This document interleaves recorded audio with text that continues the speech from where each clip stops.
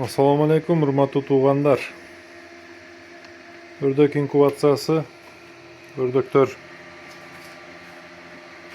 erteң birsi gün çıgat. Temperaturani 37'ge düşürөбүз, нымдуулукту 70'ge көтөрөбүз. Анан мындай лимонный кислота деген бар. Лимон кышкылы. Жарым литр сууга жарым чай кашык. Можно bir çay kaşık. Кийин ушул сүйдү бүдөйбүз, жумурткаларды үстүгө жаап коебуз. Бул эмне жардам берет? Муну өрдөктү скорлупасы өтө каттык болот. Ошол лимонный кислота жардам берет. Тезирээк, жакшыраак ачып чыгышка жардам берет. Наклев башталды буюрса.